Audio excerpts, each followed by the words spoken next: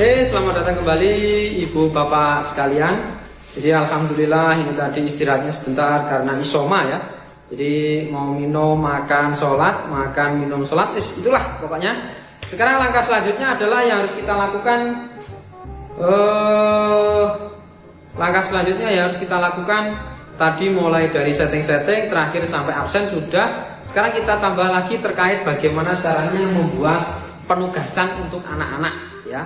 Jadi bagaimana caranya kita membuat penugasan agar anak itu selain absen, selain tahu materi ya, anak-anak juga bisa melihat tugas yang diberikan kepada anak-anak dan kuis-kuis yang kita berikan kepada anak-anak. Oke, untuk membuat tugas.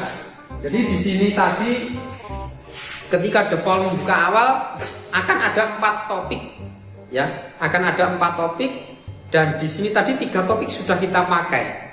Dan kita akan memakai topik 4 ya. Ketika topik 4 nanti kita pakai topik 5-nya gimana, kan nggak ada. Nah, sekaligus bagaimana caranya menambahkan topik di dalam e-learning SMK kita ini ya, yang memakai aplikasi LMS Moodle. Oke, langsung aja. Ini dinaikkan ke atas ya, naikkan ke atas. Pada topik 4 ini kita klik tanda pensilnya. Oke, kita klik tanda pensilnya.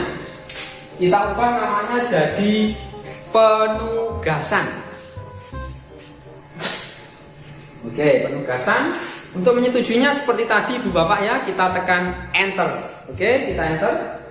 Nah, di dalam penugasan ini rencananya akan kita isi dengan assignment ya, dengan beberapa tugas yang tujuannya nanti ketika misalkan siswa menuju ke sana, siswa bisa langsung mengisi jawaban di web ini atau siswa mau mengupload. Nah, nanti penjelasannya ada di dalam assignment. Oke, langsung kita tambahkan assignmentnya lewat tambahkan sebuah aktivitas atau sumber daya. Nah, muncul tampilan seperti ini Bu Bapak, seperti biasa tadi ya. Tadi sudah muncul banyak sekali, kita pelajari file ya, kita pelajari folder. Setelah itu ada page. Sekarang adalah assignment. Nah, ini di sini ada assignment. Tadi kita juga sudah belajar attendance yang kita manfaatkan untuk absensi siswa. Oke, kita klik assignment. Klik. Nah, kita akan dibawa untuk proses mengisikan nama assignmentnya atau tugas kita. Oke, isikan lagi tugas ke-1. Saya kasihkan satu contoh, nanti monggo Ibu Bapak kembangkan tersendiri. Oke. Yuk, isikan tugas ke-1. Klik isikan tugas ke-1. Ketikkan tugas ke-1, kecil semua atau besar kecil atau besar semua, monggo. Terserah Ibu Bapak pengajar. Tugas ke-1. Nah, ya. Tugas ke-1 itu aja angka, nggak usah ditulis 1, ini nggak usah. Ke-1, ke bawah. Selanjutnya lagi ke bawah, ya.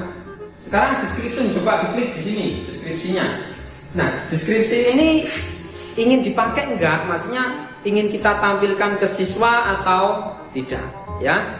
Jadi ini boleh diisi, boleh tidak. Cuma di sini contohnya saya isi. Oke, isikan. Misalkan tolong dikerjakan tugas pertama ini.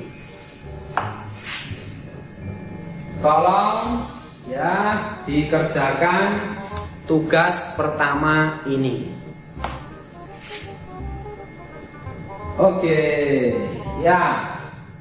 Oke. Nah, setelah itu tampilkan deskripsi di halaman khusus. Kenapa harus ditampilkan? Karena kalau tidak dicentang seperti penjelasan tadi Bu Bapak, nggak akan tampil di bawah tugas ke-1. Oke, langsung bawah ya. Di sini kita muncul additional files. Di sini muncul perintah kalau kita ini disuruh menguploadkan tugas dalam bentuk dokumen. Oke, di sini contohnya proses uploadnya sama seperti tadi. Di sini saya contohkan pakai file Word. Di dalam kita buka file Word, kita kasihkan perintah di sana, misalkan rangkumlah atau buatlah makalah, atau di situ sudah ada soal, anak-anak suruh mengerjakan. Teknisnya bagaimana, monggo Ibu Bapak semua yang menentukan. caranya upload, klik di sini sama seperti tadi. Ya, choose file. Setelah itu pilih tugas ke-1. Nah, tugas ke-1. Setelah itu upload this file. Sudah, turun ke bawah, ya, turun. Nah, ini di sini agak ke bawah sini. Nah, di sini ada submission type sama batas akhir waktu. Coba diturunkan viability-nya lagi-lagi. Nah, ini izinkan kiriman dari. Itu maksudnya kalau misalkan tugas ini linknya sudah kita bagikan ke anak-anak, anak-anak itu bisa mengupload ulang tugas mereka itu dari tanggal berapa. Maksudnya seperti itu Ibu Bapak. Jadi kalau kita tadi memberi tugasnya tanggal 18 ya, mulai tanggal 18 ini misalkan kita memberi tugasnya pagi. Dari pagi itu kita beri tugas sampai siang misalkan, berarti sorenya anak-anak sudah bisa mengupload. Ya, jadi ini kita buat aja dari tanggal 18 malamnya ya, bukan 18 malam mau berganti ke 19 tapi 17 masuk ke 18. Jadi jam mendekati jam 1 pagi. Buat aja 00 ya. Jadi baru masuk tanggal 12 malam 18 malam itu batas akhirnya adalah sama. Tanggal 18 juga, coba dibuat. Diklik diganti tanggal 18. Nah, setelah ganti tanggal 18, jamnya tapi ini diubah ke jam misalkan 10 malam. Oke, 20. Cari ya. Geser misalkan 22. Oke, jadi batas pengirimannya anak-anak itu bisa mengirim dari jam 12 ya, yang pagi, yang selanjutnya pagi sampai jam 1 pagi, 2 pagi itu anak-anak sudah bisa ngirim sampai jam 10 malam. Nah, istimewanya di sini ya, walaupun sudah ada batas waktunya, kalau anak-anak misalkan sudah melewati batas ini, misalkan anak-anak baru ingat dia tidur dari habis maghrib tidur, setelah itu bangunnya jam 22:05, maka anak-anak apakah nggak bisa mengupload? Bisa. Kita aktifkan batas akhir waktu yang ketiga. Oke, ini kita aktifkan. Nah, tetap ini ganti lagi jam 22. Nggak harus 22, bisa sampai jam 12 malam monggo. Intinya proses time-nya itu seperti ini. 30 menit. Ya, 30 menit. Nah, penjelasannya apa? Jadi ketika sudah sampai batas waktu ini, anak masih bisa mengirim kepada ibu bapak guru sampai waktu 30 menit terakhir ini. Ketika sudah melebihi ini 22:35, anak sudah tidak akan bisa mengerjakan. Setelah itu ada remind me to greet by. Artinya apa? Ingatkan saya untuk menilai tugasnya anak-anak. Nah, berarti ini diingatkan tanggal 19 Juli ya, 19 Juli tepatnya pagi jam 7 pagi.